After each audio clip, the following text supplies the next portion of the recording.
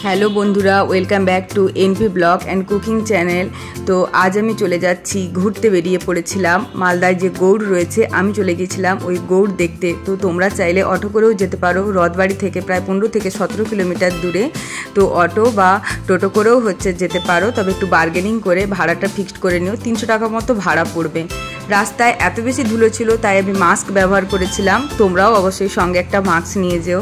আর দুই সাইডে মালদা মানেই তো আমের গাছ থাকবে, তো দুদিকে খুব সুন্দর আমের গাছ, তার মধ্যে আম গাছে মুকুল এসেছিল, সুন্দর একটা বাতাসের মধ্যে পরিবেশটা বেশ ভালো লেগেছিল।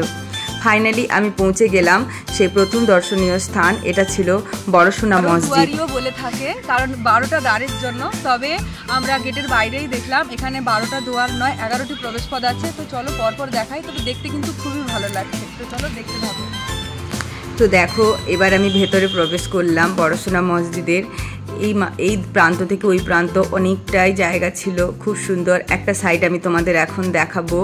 একটা সাইডে এগুলো এতটাই ক্লিন ছিল, জায়গাটা ভীষণই ক্লিন, আমার খুব ভালো লেগেছিল। আর নিরিবিলি ভীষণই একটা জায়গা, তো এই জন্য এটা আমার খুব ভালো লেগেছিল। অনেকটা পুরনো তো, তাই প্রায় ধ্বংসের মুখে, দেওয়ালগুলো দেখেই তোমরা বুঝতে পারছো। খুবই সুন্দর একটা পরিবেশটাও সেই দিন খুব সুন্দর ছিল, আমার ওখানে গিয়ে খুব ভালো লেগেছে। তো এই দেখো অনেকটা এরিয়া নিয়ে এই জায়গাটা। তবে হ্যাঁ, তোমরা বিকেল করে যদি যাও সন্ধ্যে 6টার মধ্যে কিন্তু গেট বন্ধ হয়ে যায়, তো একটু তাড়াতাড়ি যেও। এখানে এই কালো কালো ঢিপি ঢিপি মতো করা রয়েছে, এগুলো ঠিক কি আমি বুঝতেও পারছিলাম না। আর ওখানে তেমন কেউ ছিল না যে বলে দেবে, তো আমি বুঝতেও পারছিলাম না। যদি তোমরা কেউ জেনে থাকো তাহলে আমার ভিডিওতে কমেন্ট করো। তো চলো এখন আরেকটা সাইড আমি তোমাদেরকে দেখাই। এই ওপরটা একটু দেখো, এই ইঁটগুলো ভীষণই ছোট ছোট ইঁট দিয়ে এগুলো তৈরি, হয়তো এর জন্যই এর নাম বড়সোনা মসজিদ। তো যাই হোক, ওভারঅল কাজটা তো খুবই ভালো ছিল। ঐতিহাসিক স্থান, ঐতিহাসিকভাবেই তৈরি। তো পুরনো জিনিস যারা ভালোবাসে, ইতিহাস যারা ভালোবাসে, এই ধরনের কারুকার্য দেখতে যারা ভালোবাসে, তাদের এখানে গিয়ে খুব ভালো লাগবে। আর দেখো দেওয়ালগুলো যে ভেঙে ভেঙে পড়েছে, আমি তোমাদের কাছ থেকে দেখাচ্ছি কিভাবে ভেঙে ভেঙে পড়েছে। বড়সোনা মসজিদে ঢোকার পরে এক সাইডটা আরেকটা সাইডে রয়েছে, তো আরেকটা সাইডের ভিউটাও আমি এখন তোমাদের দেখাই।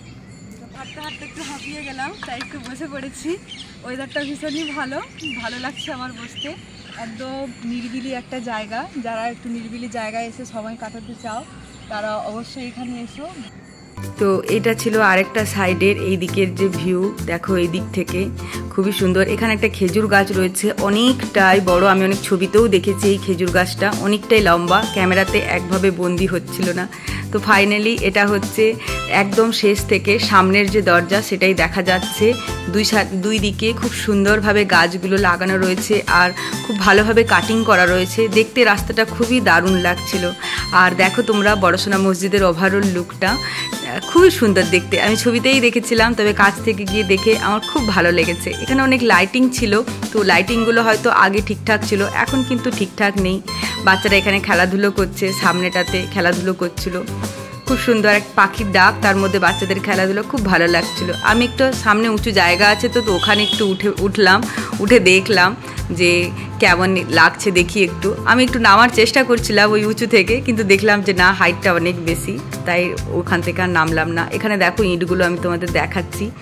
ইঁটগুলো এইভাবে কতটা ছোট ছোট ইঁট না, এখন তো এরকম জিনিস মানে পাওয়াই যায় না। তো ভালো লাগছিল আমার।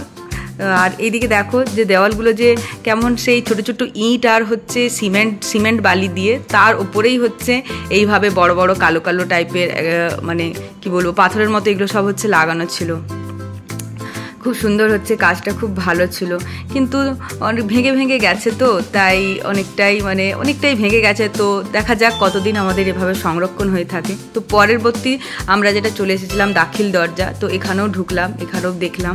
এখানে হচ্ছে অন্ধকারের জন্য বাদুড় এখানে এত ছিল, মানে খুবই ভয় লাগছিল। তো আমরা একটু লাইট জ্বেলেও দেখছিলাম। তো তারপরে আমরা চলে গেলাম, এটা ছিল ফিরোজ মিনার। অনেক সময় প্রশ্নও আছে, এটা কিন্তু গৌড়ে অবস্থিত।